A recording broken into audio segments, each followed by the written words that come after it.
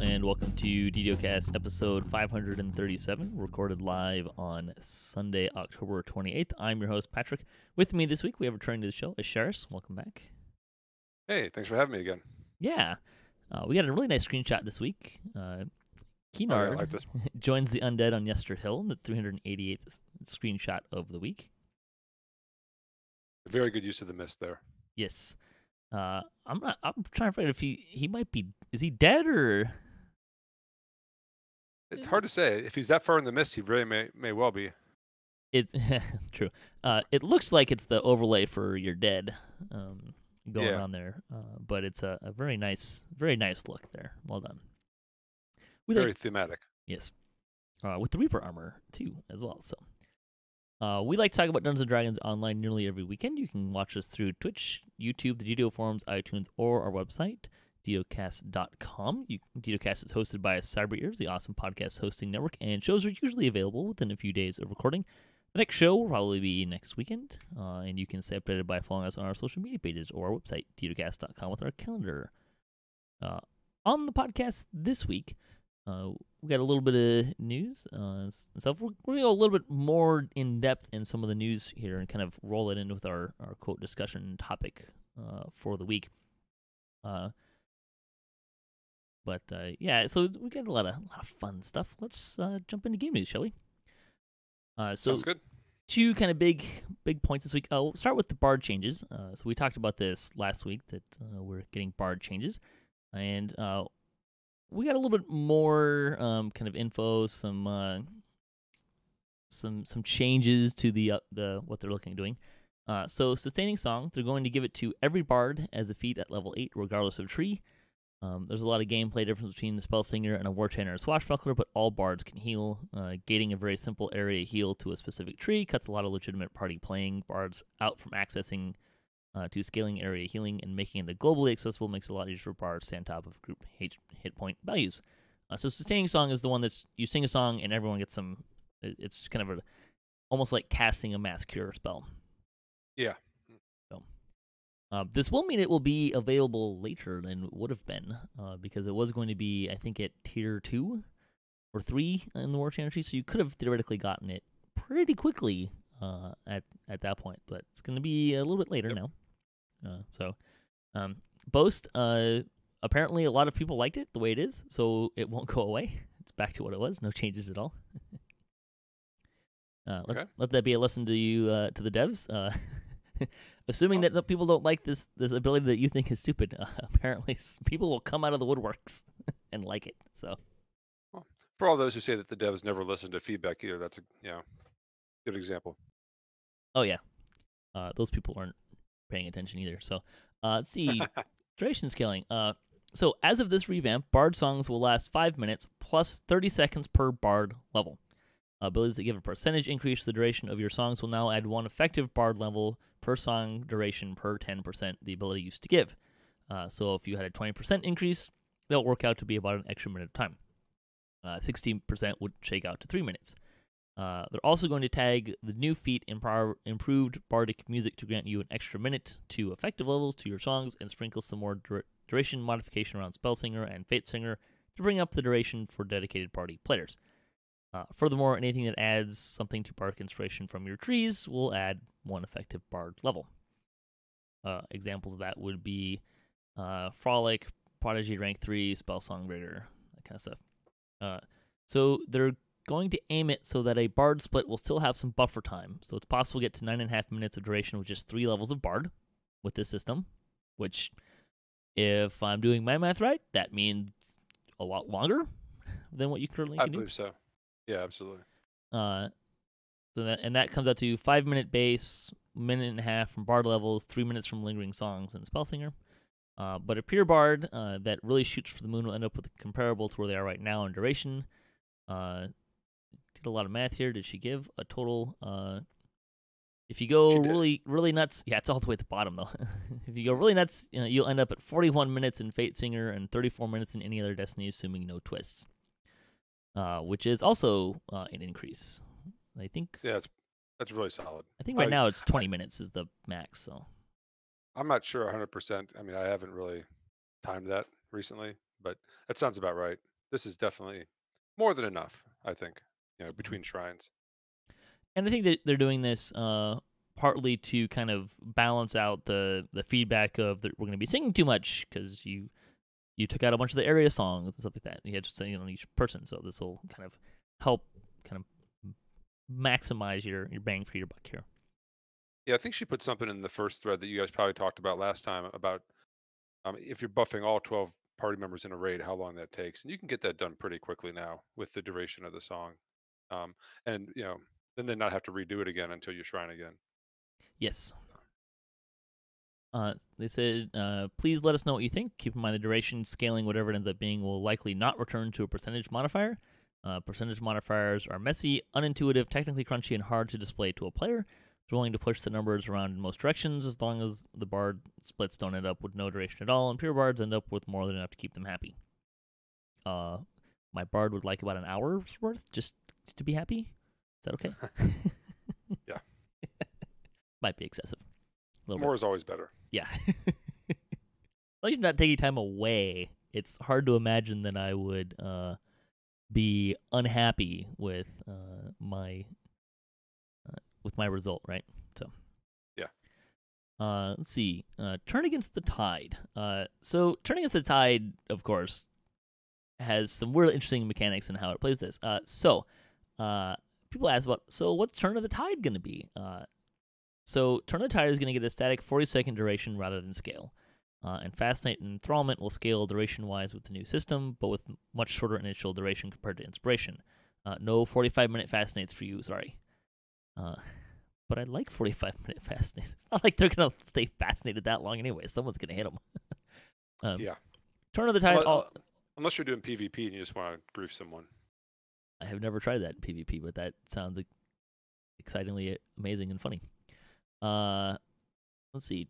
Turn Against of the Tide also lost its bizarre 10-second global cooldown shift as part of this, so hopefully that'll be easier to use. Thanks. It was kind of annoying. So more good stuff here, I think. I haven't really seen anything. I haven't looked really hard, but I haven't really seen any people going to being too upset about where this is landing, so that's good. No, I haven't either. And it's I'm probably gonna have to dust off my bard a little bit more than I usually do, which is gonna be fun. Yeah, I think overall the songs are becoming more useful, which is important, and I think they're becoming easier to play. And with the durations being this strong, I mean, I think it's helpful. I don't think it's going to change the power curve at all, but it definitely makes it easier to use and it gives you a little more reason to actually sing the songs. It might. I think bards will be more likable in raids. Yeah, Should be okay with me because maybe it'll give me a chance to play something other than my tank in more of our guild raids. Y'all need to roll some tanks, people. Let's go. Let's see. Okay, let's talk about the big one. So this is the big new news. So endgame raid loot and raid changes. So they also talked about this on the weekly Wednesday lunchtime live stream. But I am mostly going to stick to what they did, what the actual post is. There's a little bit of explanation that they gave on that on the live stream, kind of in a different way of saying it. But this came from Linabel, coming to talk to us about the end game, the Big E end game. It's a lengthy post. Here is the kind of shortened version. Raid loot minimum levels are going down. Raid loot stats from older raids are going up. No raid loot stats go down regardless of tiers. Raid runes for all at cap raids. Distinct tiers between those raids. Tome drop standardized to Ravenloft levels for each tier of raiding. Okay, so now let's do the longer version. So we're talking about quote endgame raids. So these are at cap raids. Okay, what does that mean? Well, here's the list. Defiler of Dust, Temple of Deathworm, Fire on Thunder Peak, Mark of Death. That's tier 1. And they're putting these in tiers, and we'll get to that a little bit more in a minute. Tier 2 is Legendary Hound of Zoriat, Legendary Tempest Spine, Riding the Storm Out, and Legendary Shroud. Tier 3 is Curse of Strahd, Old Baba's Hut, and Killing Time. So Those are the raids in their tiers. So they're going to shift all level 28 and 29 raid loot into designed tiers for raiding by pushing their minimum levels down. They're going to bring their stats up for certain raids to match appropriate values. Players with current legendary raid loot will be able to turn in their old raid loot into new versions with new raiding currency, legendary souls. Thank you. We are also going to implement raid runes for each raid cap that doesn't have them already. Finally, they're going to clean up which tomes drop from which raid, as well as bring tome drop rates up to match Ravenloft raid levels. They're doing this to improve previous raids and provide a structure for the future, as well as provide an incentive to run a variety of endgame content on multiple characters. So, with that out of the way, here's some of the more details. Why? Right now, there are 11 raids at the level cap. This is more than there has ever been. However, it has been a challenge to keep the rewards from older cap level raids desirable while adding new cap level raids into the mix. Recently, they've been working to update older gear and quests, but tackling raid items is a massive task, so looking at a broader solution for the long run. After a lot of careful deliberation, we're ready to make changes to ensure players who prefer to stay at high level cap have something to explore and work toward with their high powered and high level characters. Currently, if you'd like to gear appropriately for your level and epic content, there are not a lot of options till level 28, and then level 29 has way too many items to choose from. Frankly, there isn't enough room at level 29 for gear choices to shine, and we want to fix that sooner rather than later. We want people to have an incentive to raid at level cap. This is something they haven't always prioritized, but they want to make sure that design space stays relevant long into the future. Not only have we talked about this a lot on the forums, we've been talking internally about it for quite some time as well. Okay, let's pause here. This sounds good, right? We like what this sounds like? Oh yeah, I think it sounds like a great idea. I mean, who doesn't want to do more raiding? Oh, okay. That's supposed to be a lot of people not really big in raiding. That's totally fine. Sure. But there is. I mean, looking at the list of raids. A lot of these raids aren't being run, right? Like they come out, we run them, and then we stop running them. Yeah, I mean, I think that one of the issues that they're identifying, which is that a lot of these raids aren't being run anymore, mainly because the loot is all at the same level 28 and 29, and some of it though is markedly less powerful than others. Some of it's And markedly there's a less gap at powerful than level random 27. loot, right? I Yeah, mean, that's part of absolutely. it too. Yep. So, I mean, you don't see people running to Father of the Just, Temple of Deathworm, Fire and Thunder Peak, and Mark of Death. You don't really Yeah. see people running a lot of Riding the Storm out either. Although I think that's a little bit more complicated because it has a lot to do with the loot, and I don't think there's a lot of as desirable loot in Riding the Storm out. But it's also kind of a punishing raid It is. compared to some others. But if that loot's power level doesn't change, which I don't think it is, then that loot at level 27 is a lot different than that loot at level 29 in True. terms of the desirability. So True. just by backing it up 2 levels and giving us some +7 tomes in there, the tomes is something you don't want to overlook because that was a big part of rating back when the cap was 16 or 20. Even though you had all the shroud stuff you wanted or you had your Todd rings, you would still run those just for +3s and +4s. And the idea that if it's going to have a decent drop rate, which my experience is that Strahd and Baba do have a decent drop rate, then the ability to get 6s, 7s, and 8s that way, I think, is a huge benefit. Yeah, but still, the big problem here is that they don't have. You can't buy the tomes with raid runes. Which is kind of a bit of a. And yeah, in the old days, they were available in the 20th run lists, and they're not in the raid rune lists. We don't. You haven't talked yet about the souls, so we're not sure about how that's going to affect things. There might be some ways to handle that, but just with what we've talked about so far, getting these raids gear in line with 3 different levels, with the values being correct, is a great starting point in terms of really getting all of Epic done. They did a great job cleaning up the loot system when they redid random loot and they brought Kenneth crafting in there. The named loot has been the one last piece of loot that's kind of been off kilter. Well, that and the augments probably, but those 2 components still need to be touched in order for the entire system 1 to 30 to have a consistent loot structure. And I think you see them going through heroics. They just did which one? Was it Denieth? I think. Sentinels. Yeah. Yeah, Sentinels chain. And they've been doing those chains, going up from the bottom. It looks like, and now it looks like they're working, from the top down. And I'd very much love to see that because I still have a lot of epic past lives to do on a lot of my characters, and getting me some gear that I can use in throughout there and giving me more content to run in throughout there would be very interesting to me. Yeah. Okay, so the goals. Create a clear and intuitive delineation between raids at level cap based on several factors, such as the minimum level of the gear found in those raids, tomes found in those raids, and the power level of the raid loot found in those raids. That's why they're establishing tiers. Establish an easier way to communicate raid loot balance in the future. Incentivize a reason to run as many raids at cap as you want. Help support players who want to maintain alts at the endgame. Introduce a new legendary raid currency that we can support going forward. Provide design space to move forward in future content without overlapping what we've already introduced. So what's happening? It's a lot, but it all fits together. Something that's relatively independent of the other changes. Mark of Death, Temple of Deathworm, Fire on Thunder Peak, Defile the Just will all be getting raid runes as part of the rewards instead of the 20th reward list. Additionally, Temple of Deathworm and Fire on Thunder Peak will include Thunderforge crouching materials such as Fire or Shadow Dragon Phlogisons, in addition to their selection of raid loot, and the Mark of Death raid will include appropriate amounts of masterwork, tapestry shreds, and killing times. Raid rune selection will now also include schism shards. So, if you need to get the bits, you can turn in raid runes for them now. Yay!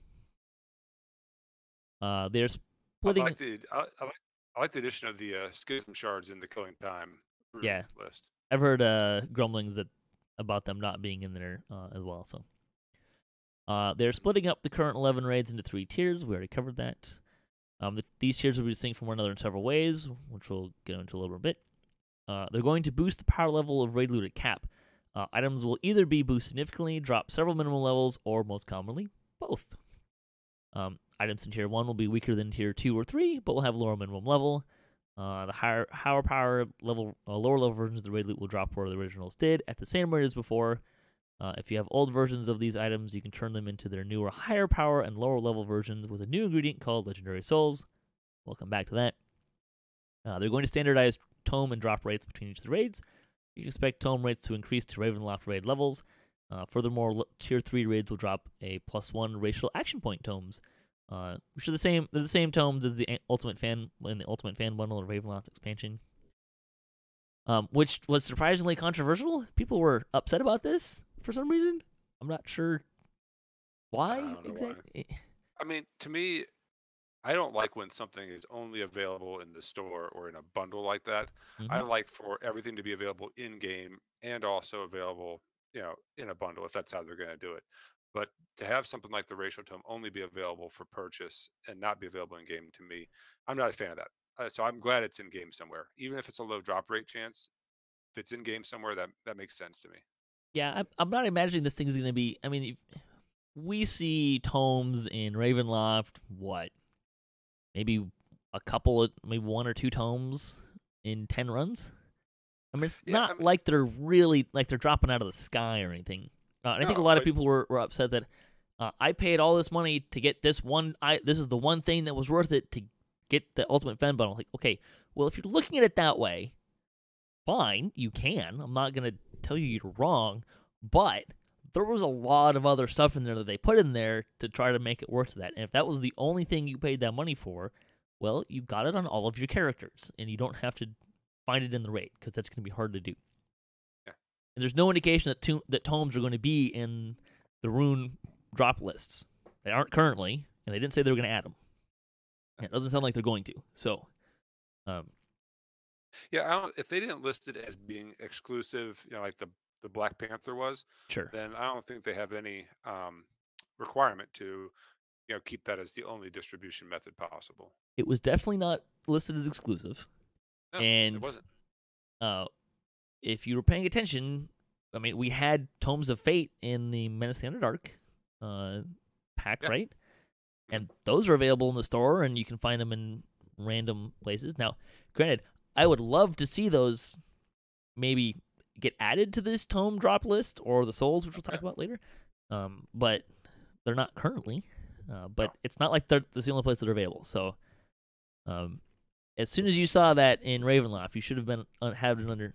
It would be reasonable to have an understanding that they are going to be available at a future time. So there's that. Yep. I think one of the keys to what you read in there was the idea that they're creating a structure that they can go forward on. So Sure. a lot of what we're looking at here isn't just about how do I like this with these 11 raids and these 3 level ranges and these 3 tiers and what they've shown us so far. But when you look at where can this go then too, and what kind of structure does this create going forward in time with new raids that can come out and new gear and new options for the souls, as well as moving back, and going into, all right, what can we do now with CITW and you know um, Fall of Truth and things like that if we want to move the rest of the raids into some sort of structure like this as well. Right.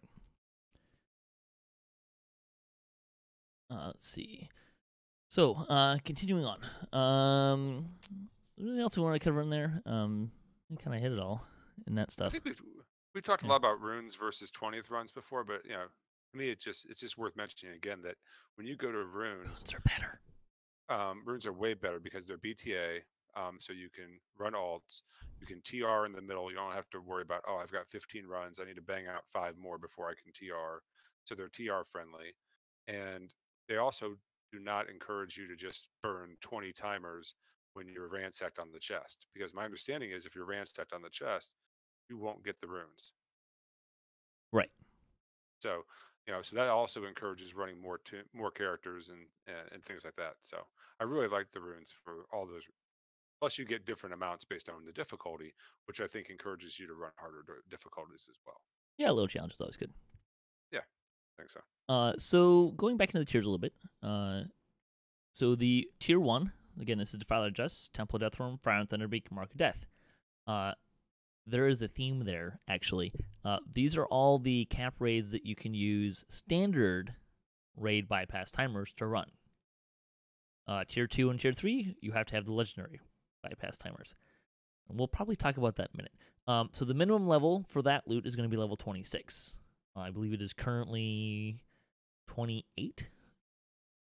Yes, that's correct. Yeah. Although the Thunderforge weapons are a little complicated, right? Because they're level 22, level 26, level 28, depending on what tier they are. Yeah, and they're not changing. But yes, that's correct. And I think that one thing that's interesting to note is that all the raids in this group, at least the ones that have flagging quests, of which 2 of them do, Mark of Death and Follow the Just, the flagging quests have named loot that drops that is now going to be at a higher ML than the raid's ML for their loot. So that's a little interesting, but that stuff's not getting touched in this process. Wait, which items are you talking about? Well, Defiler of the Just has what is it? 3 flagging quests, I believe. Oh, I see what you're saying. The flagging named loot will be higher level. Yes, than the rated named loot, which is typically not the case. Typically, when they do a pack, the flagging loot will be 27, for example, and then the named loot and the raid will come in at 28, or it'll come in at the same level as the raid loot.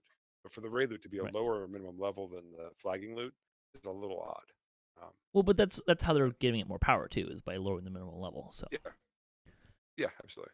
I mean, there's going to be some interesting items when you look at Defiler of the Just and Mark of Death, and you look at like the Visions of Precision are very nice goggles, but they just don't scale well anymore. And I could see a lot of monk characters really enjoying those at ML26.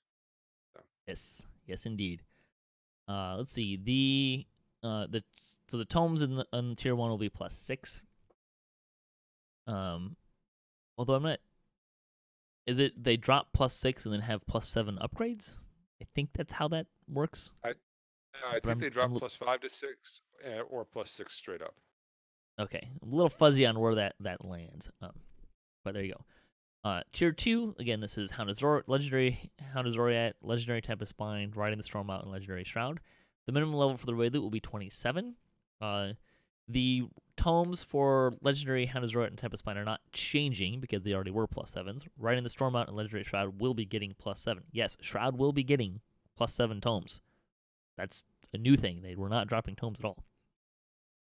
And I'm not sure what Riding the Storm Out was dropping in terms of tomes, but it will also have +7 tomes.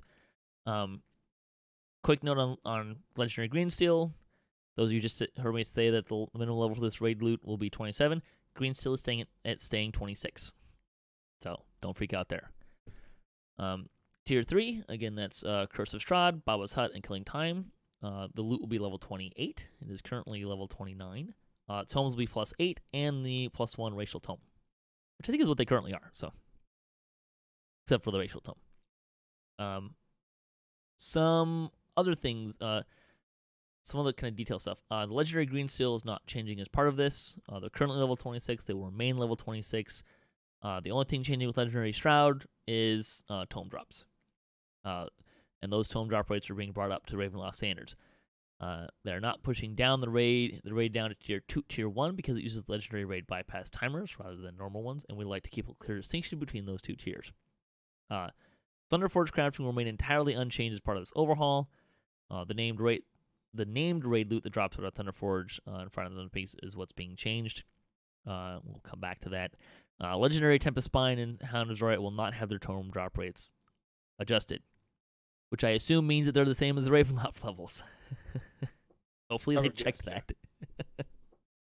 I don't recall tomes dropping at the rate that they drop in Ravenloft though. In those two rates, I could be wrong. Yeah, I don't know. I would agree with you. They might need to check that drop rate there. Yeah. Because until Ravenloft, I don't recall really seeing tomes at all in content, unless you're going all the way back to, I want to say, Giant Holder, Menace of the Underdark days. It's been a long time since tomes dropped with that regularity. Well, part of it is because you don't get them in the 20th completion list anymore, right? At least you don't. They don't drop in the raid runes, and that's, and I kind of have a vague understanding of why that is, but which we can talk about later. Let's see. Tier 1.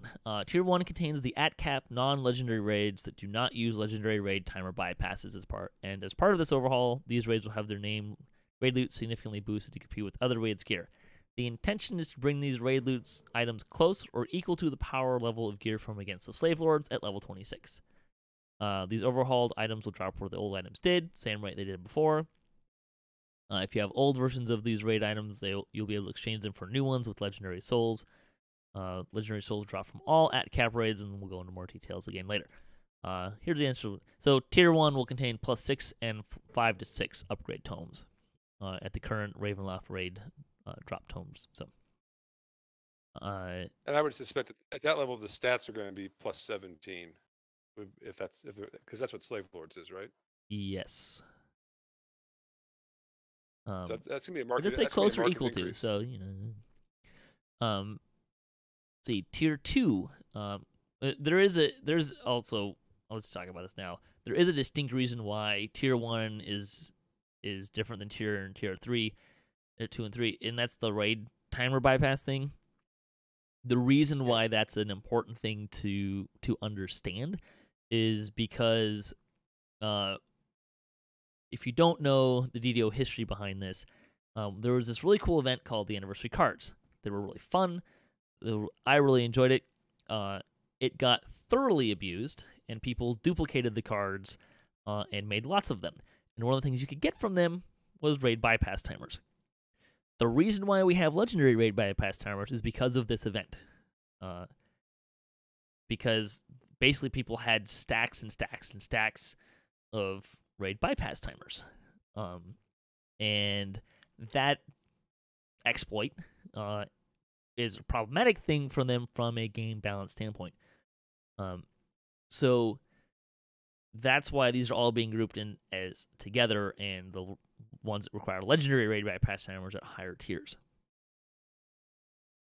So I think that's something important to understand, especially when sometimes people ask, well, how does this this exploit doesn't impact anyone else? Well, it does, and this is why. This is one of those reasons why exploits and these kind of things can really be detrimental to the game and really have long-lasting effects, because we're still seeing those effects. And this was, 4 years ago that event was? Yeah. Something like that. So,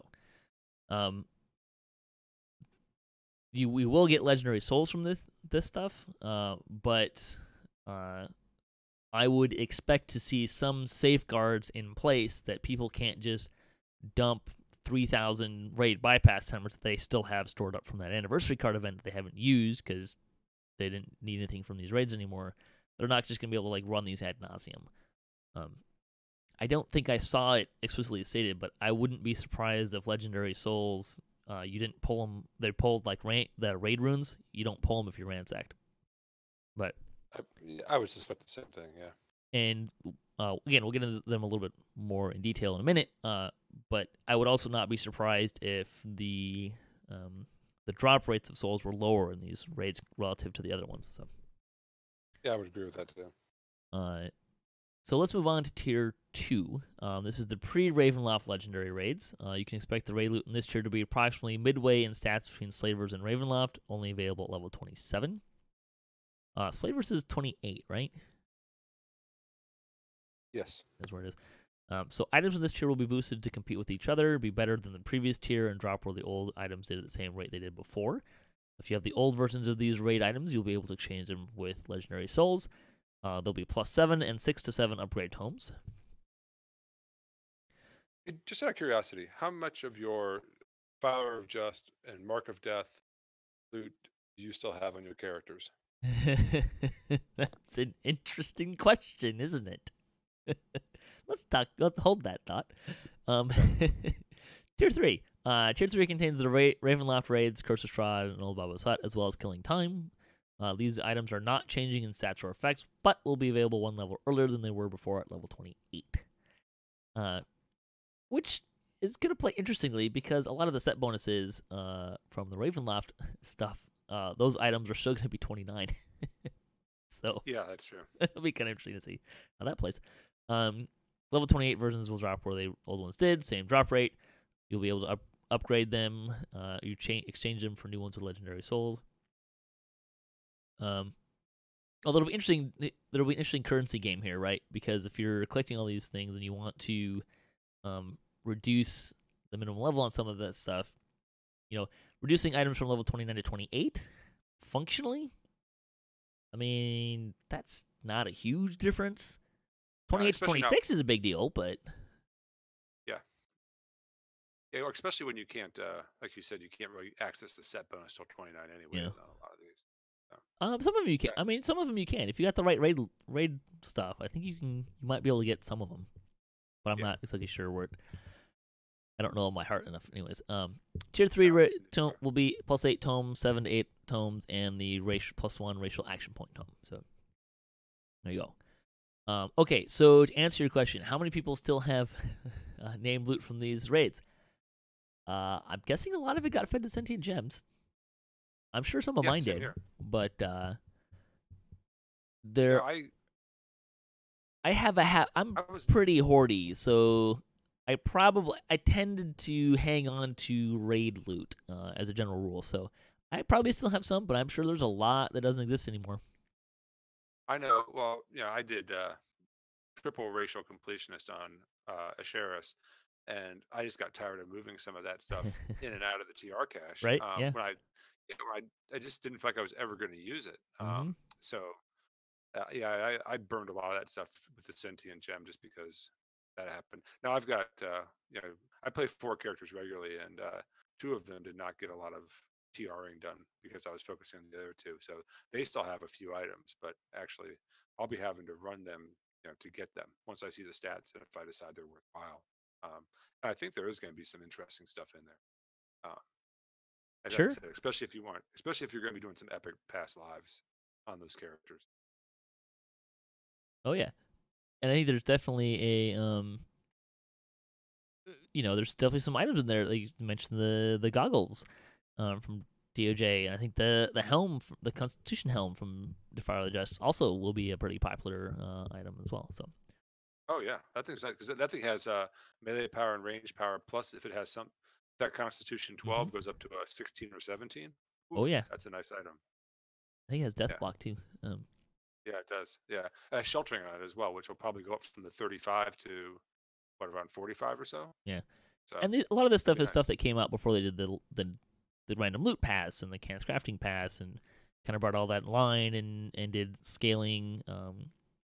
Yep. the scaling numbers and stuff like that. So probably what they're also doing is they'll be retooling these so that they're actually part of the scaling mechanism as well. So yeah, there's a lot of fun stuff in here. Yep, should be. Right. Legendary Souls. Similar to combinations of heroism and greater tokens of the 12, they're introducing a new endgame raid currency in the form of Legendary Souls. Right now, their main use is to turn old at-cap raid gear into new, improved versions. In the future, they will be used for a variety of things, such as upgrading future raid gear or acquiring raid-level items. Interesting thing to say there. Acquiring raid-level items. Interesting. You can find Legendary Souls in the end chests of at-cap raids, regardless of tier. You can also transmute them out of raid runes, the ratio of which will be determined by the relative difficulty and the tier of the raid. See our previous comments about Tier 1 and exploiting and mass quantities of raid bypass timers. Well, I think there's a couple raids too where, I don't know about you, but I have a lot of the Tempest Spine and Hound of Zoriat runes, because the loot there was, to be honest, not super stellar. There's a bunch of armor, and you don't really need all of it on all your characters. So I ended up with a bunch of those. And if those can be converted to Lost Souls, that's really a nice. I like the interchangeable currency they've got here, because it really allows you to do the old raid train and run a bunch of raids. And even if you're not necessarily interested in anything from Fire on Thunder Peak, the raid runes you're getting can go into souls, and the souls you get as well go into souls, and all that can be used to upgrade an item from Baba or Killing Time or whatever. So, and I think that's part of the point, right? Like they're trying to make raids more desirable to run. They're doing a pretty good job so far. yeah. They see Well, legendary. I think it also. Go ahead. Well, we were talking about the bypass timers, and one of the biggest things about the bypass timers was that if you didn't have a stack of whatever 100, 3,000 of them, then it was very hard for you to participate in raids with your guild or on your server, because they were going to run mark of death times 20, and if you didn't have those timers, you could participate in one of those. But with this situation, you can create, rather than having the desire to run one raid 20 times, you can run 11 different raids, and everyone's still getting something out of all 11 that they could want. And so it really kind of levels that playing field. It doesn't get rid of the bypass timers, but it makes them less important. It decreases their value proposition, I think. Especially if you can only get the legendary souls and the raid runes if the chest isn't ransacked. Exactly. Yes, so I think it'll have a great impact. Yes. Over this structure. Now, I think it is important to note that because of the set bonuses we were talking about with Ravenloft, and because of the Slave Lord set bonus, especially on the sorcery side, I don't think that a lot of the changes in the gear for the tier 1 and tier 2 raids, not including the crafted stuff from Shroud, is going to have as much value on a level 30 character. But I think that this whole structure and setup is going to be great for level 26 to 29. And I think the whole structure is going to be great going forward, solving all of these logistical problems with raiding that we're talking about. Sure. And designing. The thing we haven't really talked about a lot too is the designing of items, right? There's so much loot in that 28 to 30 range that how do you start to have problems differentiating, and you're talking about this old loot that is in that same range and it's just completely lousy compared to what's in there. So, well, it's interesting to note that they took Strahd and Baba and Killing Time, which are level 29 loot, and they didn't keep it at 29 and then do 28 and 27, which actually would have been more in line with what these raids currently are. They moved everything back, which opens up 29. So if you're looking at, there can be a tier 4 here with 3 or 4 or 5 more raids at level 29 with a different power level. And then they could even do a tier 5 theoretically at level 30 with, so there's room here to grow a good 10, 11 more raids that fit into this structure, assuming you're going about 4 per tier. Yeah. And you don't even have to do that. You could have a tier with 5 or 6 easily. But yeah, I can definitely see the structure they're laying out here. And it's good. It'll be interesting to see though that I could see some players being like, all right, well, we're gonna take a break from raiding for a while and wait for the stuff to come out with the lower level, and then go run it. But probably not. We'll see. Probably not. But like we said, if the runes you're getting, I mean, I could see the tier 1 raids, but let's be honest, nobody's running those anyways. True. But yeah, with the tier 2 or tier 3 ones, as long as you're getting runes Yeah, every I guess it's run, fair. Fair. those are going to have value. Sure. So, Let's see. Back to Legendary Souls. They see Legendary Souls as a good and clean jumping off point for future Legendary content. They hope to incentivize players to run a variety of raids at cap rather than just a few they specifically want gear from. If the player does not need gear from a specific raid, being able to get something regardless is a good step to encourage raiders at cap to run a variety of content. Yes. We recognize that right now the rewards for enfranchised at cap players might not completely satisfy their wishes for something to work towards, but once the framework is in place, we can add more uses for souls to encourage endgame raider to try and collect this currency, which in turn incentivizes raid diversity at cap. Legendary souls will be bound to count on acquire. Yay. Let's see. Summary. They hope this overhaul improves the gameplay environment at level cap and encourages players to raid as often as they would like, and with a wide number of raids. They also hope this provides future reasons to maintain your alts and gear them up. We know this is a lot of change in a short amount of time, so hopefully you can join us as they preview this new system on Lomania, in addition to providing feedback. They hope that these changes set the stage for long-term enjoyment of the endgame. It's a tough task to make sure that the loot in older raids remains competitive as new raids are introduced, but it's one we think is made easier through these clear changes. I think definitely, especially with the reducing the level cap, or minimum level. DDO thrives on letting its players run what they want, and we think these changes allow us to fill out new content at cap, regardless of tier, without pushing players away from older raids. So, okay, and I think that those are really well set goals that they've laid out. They've been really clear about them, and I think this is going to. I've already seen some people in our guild talking about this and pretty excited about it, and it sounds like this will really help. This will achieve these goals, so that's great. I agree. It's interesting. I know going back in time a lot, we had a lot of DDOcast debates where we would talk about endgame or raids and the runes and the legendary souls and the BTA stuff, and also adding in more tomes like the AP tomes, and adding a currency. There's a lot of stuff that we've talked about that's in here. Yeah, and I think it's a great direction. I think that as they grow from this and they add more things you can get with the souls, kind of like they've done with the remnant vendor, and adding things in over time, I think it's going to be great. And whether that's cosmetics or that's actual tomes or whatever, or new items we haven't even thought of yet, or maybe have talked about but haven't seen, it's going to be good stuff. Yeah. There's a lot of great stuff here. And the currency right now, legendary souls, there's not a lot to do with them, but there's going to be more things to do with them. So it'll be exciting to see what they do with that. Let's talk about some questions that were answered and some questions that were not answered. So items that have 5 or 6 slots will still have their effects. So this is in reference to, they said a while back that kind of as a very, not a really strict rule, but a fairly strict rule, is that items only have 4 effects on them.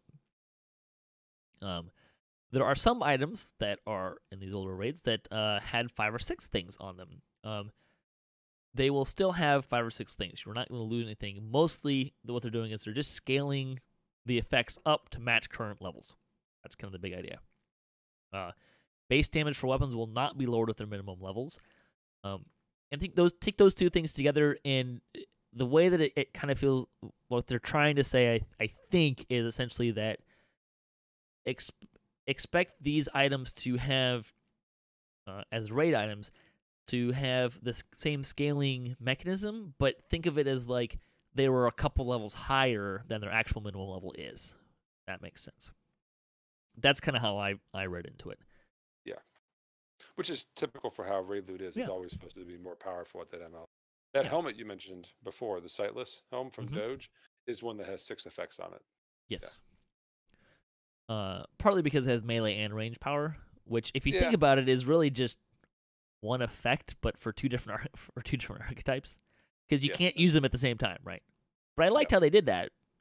I think that's a really good example of something that can be on the same on an item, to have melee power and range power, like a 5th effect on an item, because it makes it more universally good, right? Yeah, so, exactly. If there was a place for them to break that four effects rule, that's a good way to do it, I think. Let's see. They are targeting the update for targeting this for update 41, which we've kind of been told is slated to be at the end of the year. We're starting to get a lot more. We're starting to talk about bar changes, and this big change. I think it's probably a fair bet to say that if I had to guess, we'll probably start getting Lamania either probably like week before Thanksgiving or right after Thanksgiving. Probably before, I would guess, and then we're probably looking at getting an update if they stay on their schedule, their time schedule that they want to do. We'd probably get the update mid-December at the latest. And just the reason why I say that is they tend not to release things and make changes around the holidays, because if they release something on the Tuesday before Thanksgiving and it blows up, like something becomes catastrophically bad, that means they have to work through Thanksgiving to fix it, because they need to fix it quickly. Yeah. And they don't want to do that. So. Yeah, they're not going to do anything after about December 18th or 19th, I would guess. Yeah, even that I feel is pushing it. Yeah. Probably anyways, like there will be no difference in the numbers of lost souls between Reaper and Elite. That's not the point. The numbers for souls aren't finalized, but if this helps gives you a sense of perspective, they're pricing the item upgrades at relatively low souls cost. They have some spicy ideas for high and very high cost rewards, everything from exclusive cosmetics to raid level gear, and they'll follow up when those things are a bit more cohesively together on their end. They don't want to set a promise in stone they can't follow up with. However, you can assume that item upgrade refreshes are on the very low end of what souls can be used for, with more exclusive and radical stuff at the very top. Basically, what that sounds like is they want you to be able to change your items to these new things without having to go through a lot of trouble to do it. Thank you. Really appreciate that. Some things they didn't answer, and these are some really good questions I thought were asked, so we'll put them here. Will upgrading raid items lose their Mythic or Reaper bonuses? My guess is going to be yes, but they didn't answer that question. Will raid items with sentient gems be locked out from upgrades, like they did for the new mechanic with the schism shards and stuff? And geez, I hope so. I'm going to go with yes on that. I mean, it's not that hard to remove that. I mean, it is. Well, I mean, if you're destroying them, it's easy to get the destroyers. If you want to keep the things that are in there, it's not as easy. Yeah. So, well, especially if you get up one that has 7-8 slots, then you're really. It can be a pain. I can tell you that my fighter's Kopesh is probably from Ravenloft is probably not going to be downgraded to minimum level 28 because it's one level difference, and I'd have to pull out all of the stuff. So, yeah, it's not worth it. This was a really good point. Someone asked if the Phlogistons from Temple of Deathworm and Fire and Thunderbeaks would be made bound to account, since that would make them more consistent with how Legendary Green still works. Jeez, that's a really good idea. Can we please do that? Yeah.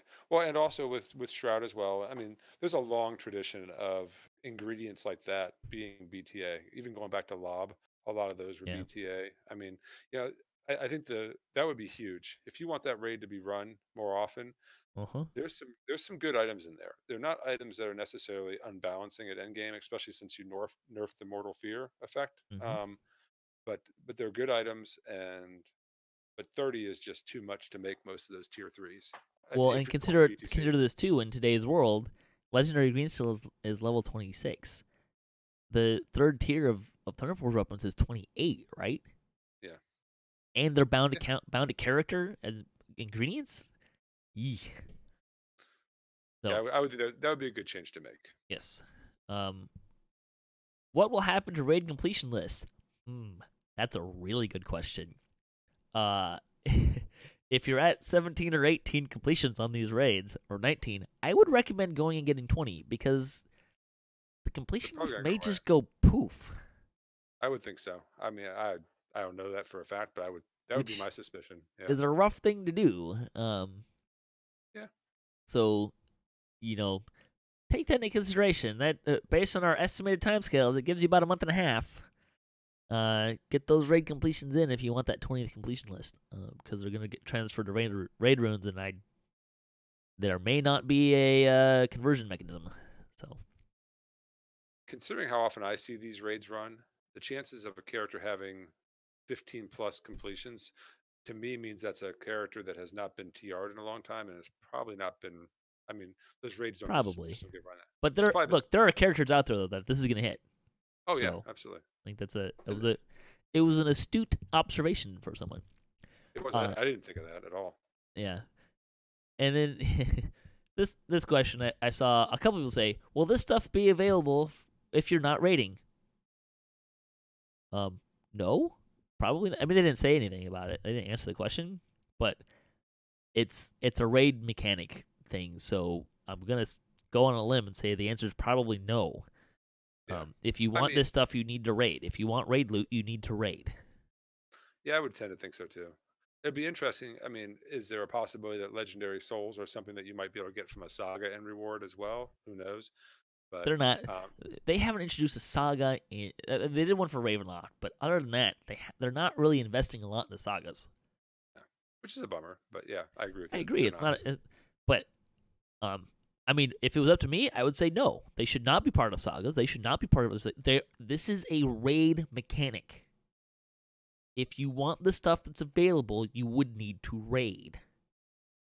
It's just like asking, can I get X item that's from this pack by running a different pack? No, it's from that pack. That's one of the incentives to run that pack. Now, I can understand that there are definitely some arguments to be made about not doing it, but this is the way the game is designed. So, if you can get all this stuff by not raiding, if you can get the Lost Souls by not raiding, you're undermining the fundamental goal of making this, of changing things so that people are doing these raids more often. It doesn't make sense to make it available from not raiding.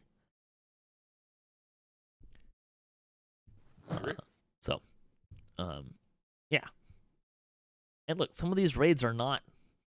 I mean, a lot of these raids are not that hard anymore. So, usually a raid comes out, and of all of the raids that are on this list, the only one that I would say that hasn't really gotten easier as it's aged is running the Storm out, and that's because of the lightning mechanic. Yeah. The rest of the raid has definitely gotten easier. People have gotten better at the puzzles. We've got better strategies, but the lightning mechanic is really punitive and I've talked about this on the show before, so I don't really need to go into it. But other than that, all those raids got a lot easier. Well, I think any of these raids on normal difficulty are accessible. I know there was a thread on the forums a month or so ago, maybe, talking about could we get a casual setting for raids, and my response was normal's easy enough. If you're on normal, can we get a casual setting on Reaper? It's too hard. You're missing the point. Yeah, a group of 12 players who are paying attention and understand the mechanics should be able to complete on normal. They don't need top builds or top gear. They just need to pay attention and understand what's happening. Yep. And you're not getting, and I think it's important to note too that you aren't getting more souls for running this on Reaper, which I think is a really good thing, because if you were, then some of these guilds would want to run these on more skulls and push the skull limit to get more souls. But you're not going to get a benefit from that, which means that this will still be fairly puggable, right? Yeah, I think you're gonna have players who are running the raids to get the legendary souls, to get the runes, and they're gonna be running them on hard or elite most. And those are going to be very accessible. You can have pug spots open, and then you're going to have guilds who are still going to be interested in, hey, we want to try and push the envelope, and we want to try and get as many skulls as we can for the challenge of it, for the fun of it. And those two things are not competing per se. They can. Oh, they're definitely competing. They definitely compete, but they're compatible with each other, right? Like you're just doing two different things, going at two different perspectives. So. And take it from people that are in a guild that is really trying to push the envelope a lot of times in the skull levels. We're not doing that every night. No, that's you don't really get anywhere very quickly if you're doing that. But so, all right. I think we can move on. We'll finish out the rest of the game news. Bonus days. Plus 30% challenge rewards boost through October 31st. Yes, this applies to Night Revels. Yeehaw. We've been waiting to get. It's a great time, guys. Yeah. Yeah. Wonderful time. You can get your items in about 30% faster. Yeah, it's really nice. which really it's worth noting that really kind of amplifies the ones that give you more bits, because some of them, the longer ones, give you more bits. So you actually get more benefit from the percentage boost. So yay. Yeah, so it costs you fewer keys to get more stuff. Although I think we mentioned this before, it really would have been nice, because I think the almonds or cinnamons, like its own one of them is like in 2 of the really short quests, so they don't have a long and short for every ingredient, which they probably should have. Yeah, it's almonds. Almonds are only available in and Ravagement. apples are only long, right? The apples are like Resurrection Chamber and Gravework or something like that. Yep. So I ended up, because I ran them all equally, because I'm getting XP on my characters. Yeah. So I'm doing the circuit, and I end up with like 300 apples and only like 60 or 70 almonds. That was an oversight. Can we fix that next year, please? Thanks. Let's see. Store news. So the +3 Tomes of Fate are now available in the DDO store on a permanent basis. Yay! That's nice. The Get a Boost sale is this week, 25% off of Sovereign XP elixirs, Treasure Hunter elixirs, Greater Slayer boosts, and long-lasting Supreme ability potions. I wonder why don't they just like have all experience elixirs and all like it's like specific ones. I never understood that. Yeah. There's also not on this list is well, I guess you can only get those in the daily dice anyways. Never mind. The weekly coupon gets you a free haste potion, 5 of them with the coupon code HASTE through November 1st. Okay, community news. DDO Chronicle 306. Rogue Part Quatre Stealth Challenge is almost over, so if you want to enter that competition, there's a link for that. Shroudpalooza continues through January 12th. Orion is the next server. This is a fundraiser and fun event on November 3rd. They have a website if you'd like to learn more about that. Samurai has put together a guide for the new Killing Time raid. You were talking about this before we started recording. You said it was a pretty good resource. Yeah, it's a nice walkthrough. I read through it earlier this week, and I really liked it. So he did a good job with that. That's something I haven't seen on the forums in a while, so I appreciate someone stepping up and talking about that and giving people a resource. We talked about people wanting to be able to get into these raids, and having those resources readily available. The strategy guide is a really good thing.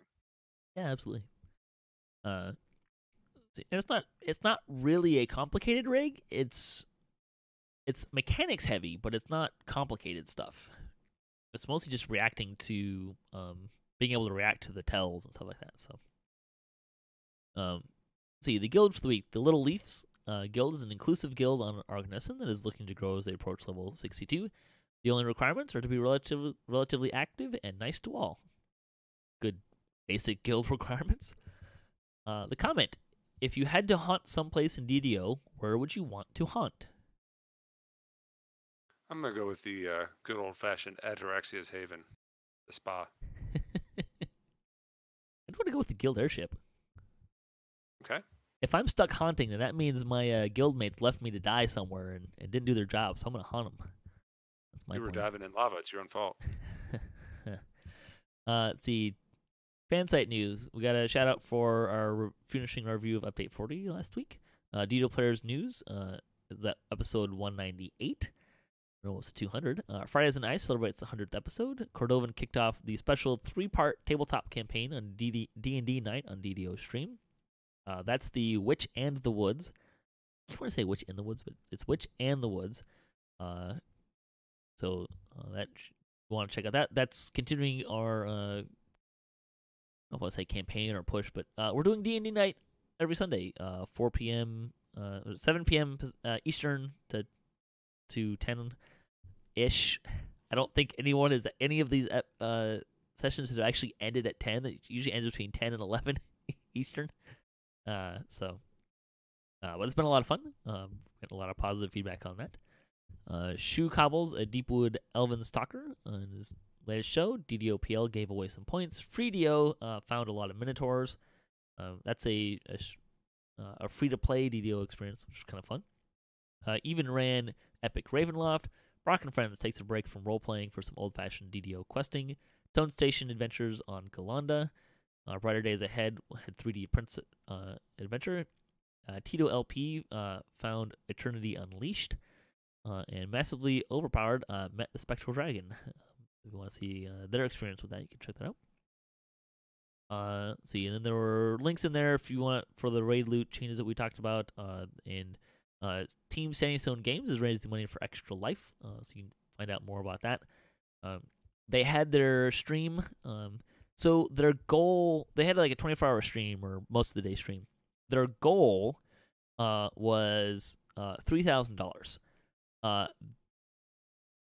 As of almost a week ago, a little less than a week ago, they were at $11,700. So way cool. If you're not familiar with Extra Life, I believe that this is money that's all going to children's hospitals, I think. So it's all to support sick kids. Fantastic cause. Apparently, Cordovan committed to wearing a kilt to PAX East if they hit $20,000. So just putting that out there. If you want to see Jerry in a kilt, here's an opportunity.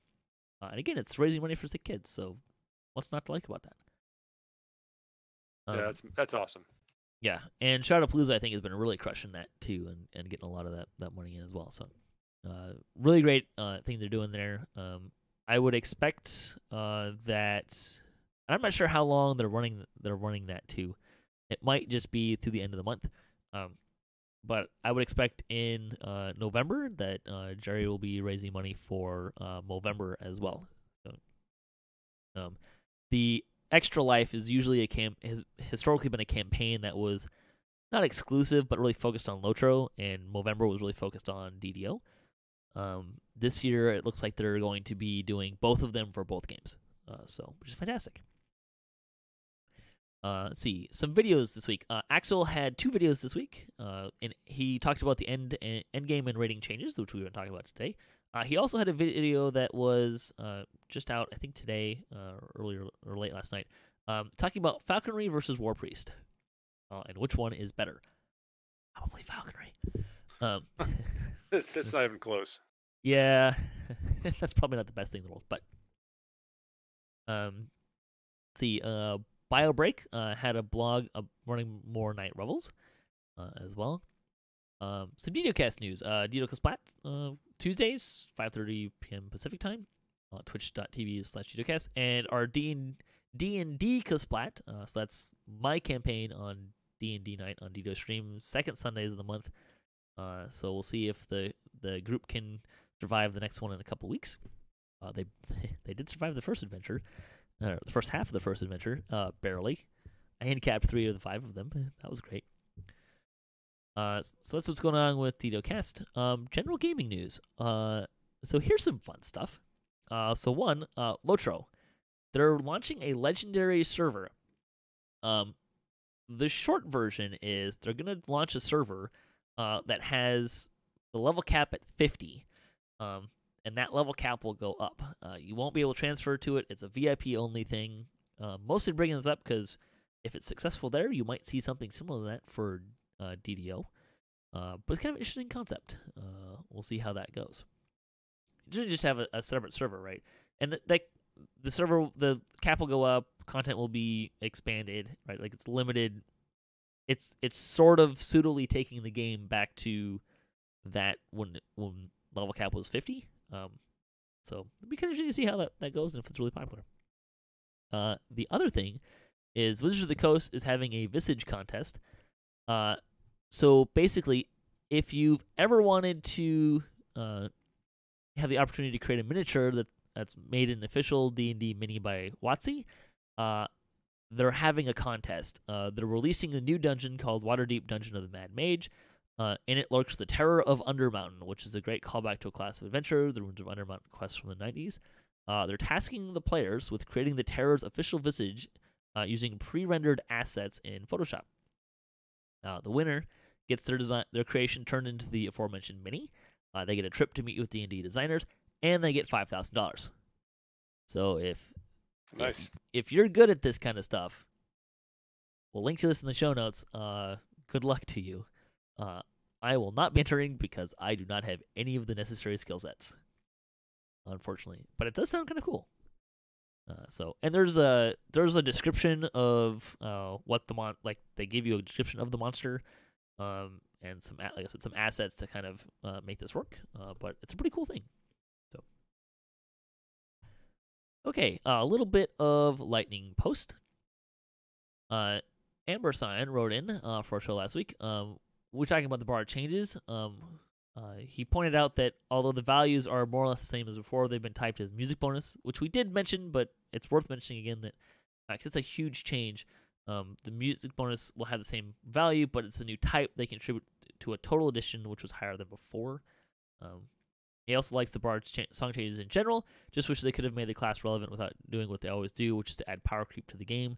Speeding up song use and consolidating effects just as it is done with Paladin and Warlock Arts is great, and I'm all for it, but adding a music type is a straight-up power creep solution to the problem. It is, but if it's not a unique type, then it's not as cool or not as useful and desired. So, he also said in reference to Voodoo was talking about how raid loot should be special.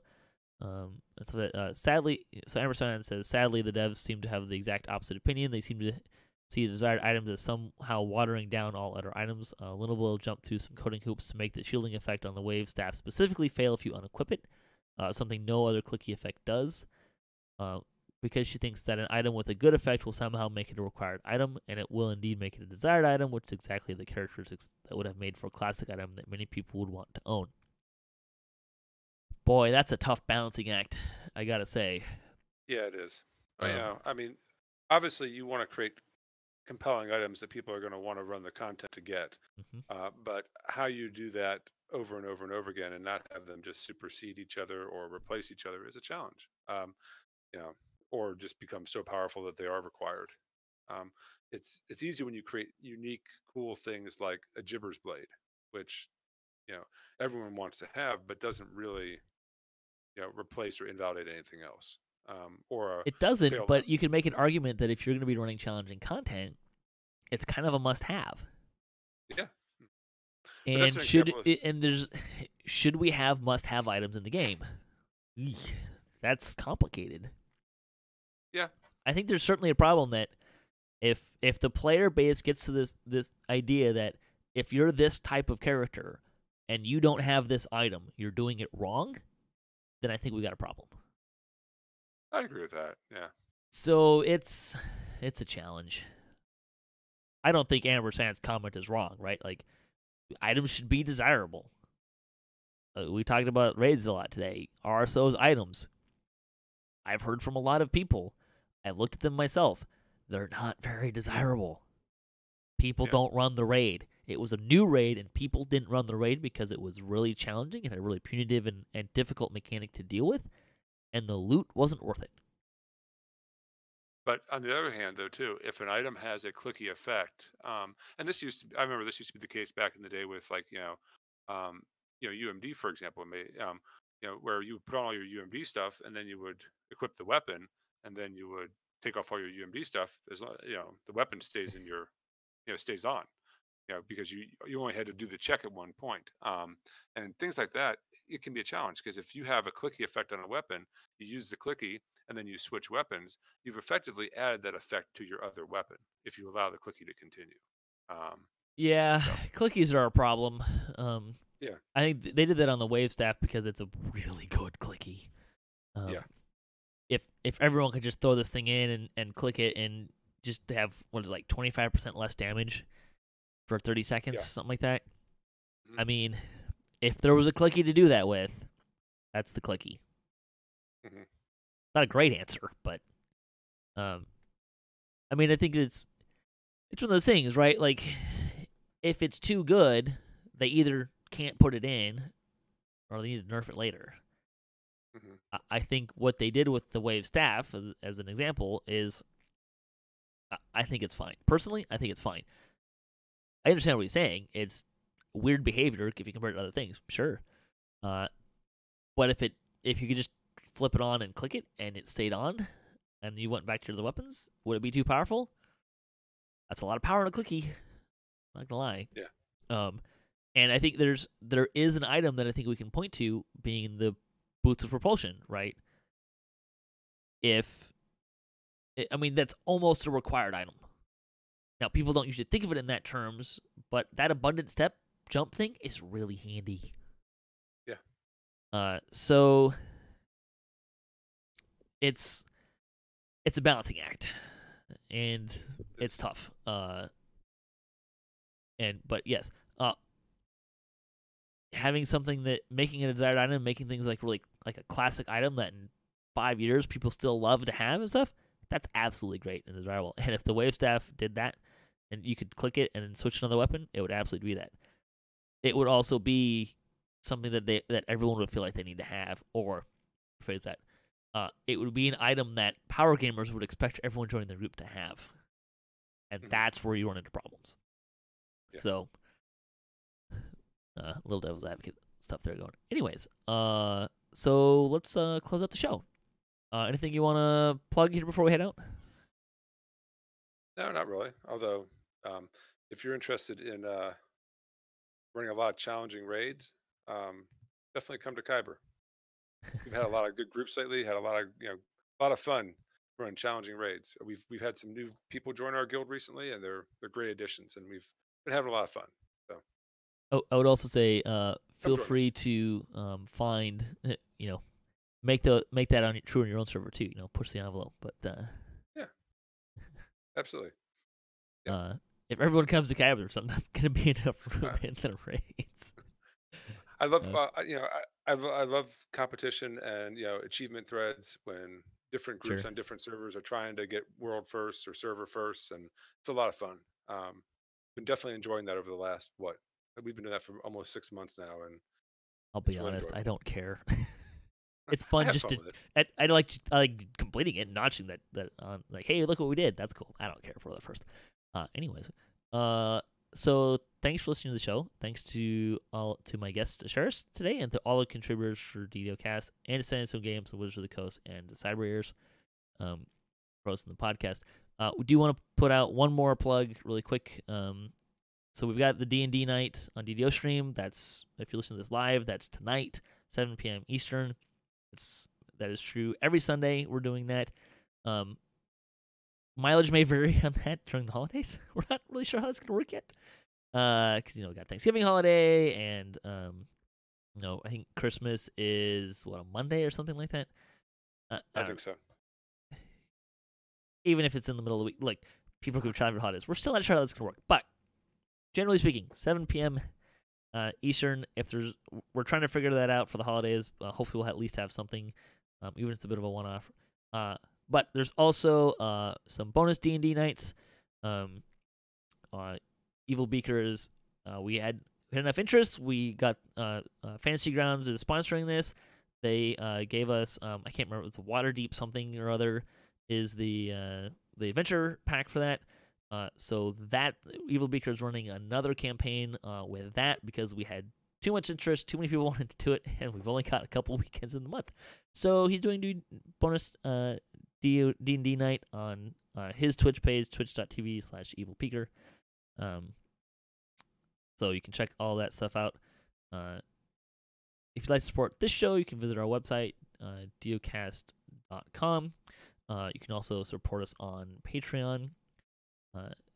If you have a DDO-themed webpage or you Twitch DDO and you'd like to be featured on our website, you can email us at DDOcast@gmail.com.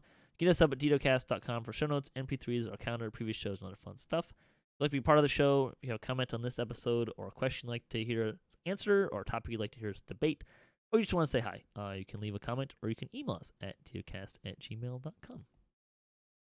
You can also follow us on social media and find us for the latest cast updates. At DDOcast on Twitter is the best. So until next time, may all your attack rolls be crits, all your chest level appropriate, have fun, and don't forget to gather for buffs.